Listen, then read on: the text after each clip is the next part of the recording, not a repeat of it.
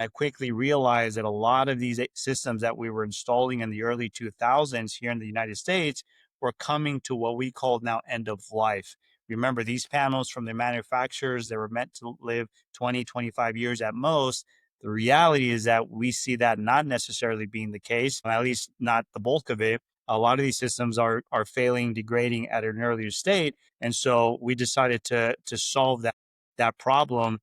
We've been in business now 5.5 years, and we service proudly the Fortune 500s of America's big utility system owners, developers, asset managers, and developers. These central inverters, again, being installed 10, 15 plus years ago, most of them, sadly, those manufacturers are no longer in business. So the warranties are void.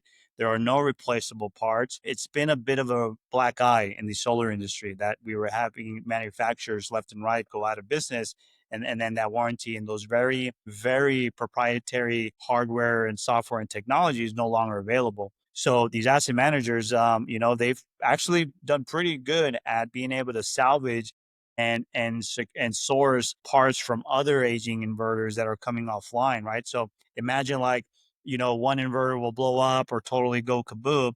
Well, they'll go in and we'll scrap all of the internal parts and then hold them and then try to use them as parts to keep the rest of the fleet alive. Well, eventually you can only do that so many times. And the smarter asset managers, they're realizing, okay, well, it's only a matter of time before we can no longer continue to service this inverter with parts. And so what's the long-term solution? And the long-term solution is what we call repower.